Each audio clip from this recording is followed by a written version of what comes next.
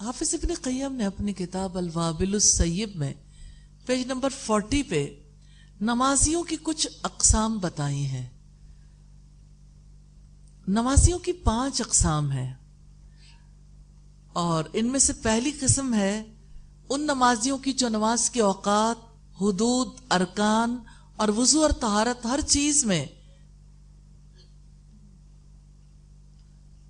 تو نمازیوں کی 5 قسمیں ہیں، اسی سے ان کے 5 درجات مرتب ہو جاتے ہیں.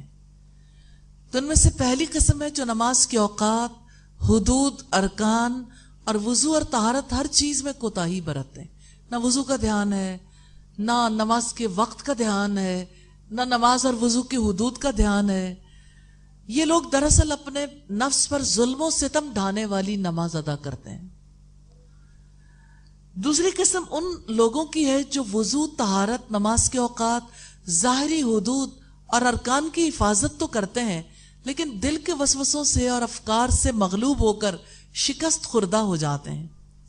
تیسری قسم ان نمازیوں کی ہے جو نماز کے حدود و ارکان کی محافظت کرتے ہیں، وسوسوں کو دل سے دور رکھنے کی بھرپور کوشش کرتے ہیں، اپنے دشمن شیطان لعین کو نماز میں چوری کرنے سے روکتے ہیں. اس طرح بیک وقت نماز بھی پڑھتے ہیں اور جہاد بھی کرتے ہیں.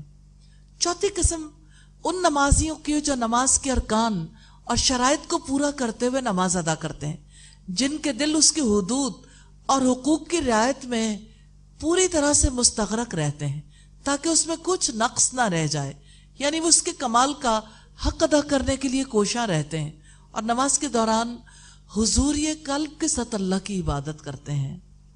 پانچویں قسم ان نمازیوں کی ہے جو نماز تو اچھی طرح پڑھتے ہیں لیکن اپنا دل نکال کر اپنے رب کے سامنے رکھ دیتے ہیں، یعنی پورے دھیان کے ساتھ نماز ادا کرتے ہیں.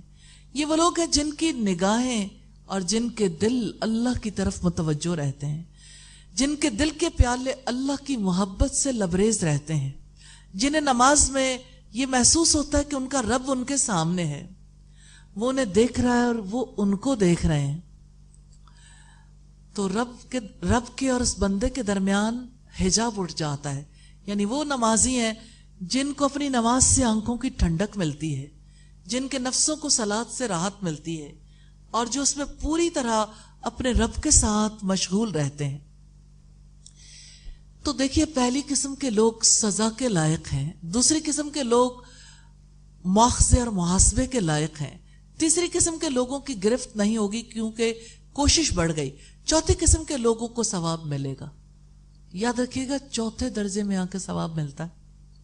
اور پانچویں قسم کے لوگ اپنے رب کا قرب پائیں گے.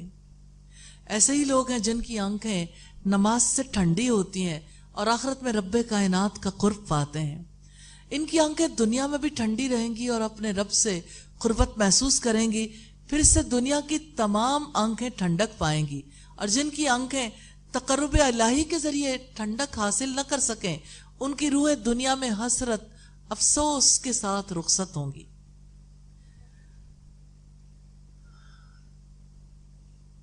تو صلاۃ میں خشوع کو ہم نے دیکھا. خشوع دل کا عمل ہے، خشوع دل سے ہوتا ہے، اس میں کمی بھی ہوتی ہے اور زیادتی بھی. اسی لیے خشوع کرنے والوں کے درجات بتائے گئے.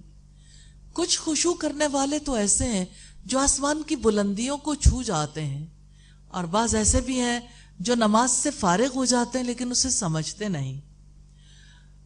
اللہ تعالیٰ سے دعا ہے کہ وہ ہمیں خشوع کرنے والوں میں شامل کر لے، ہمارے گناہوں کو معاف کرے، خشوع والی نمازیں ہمیں نصیب کرے. وآخر دعوانا ان الحمد للہ رب العالمین.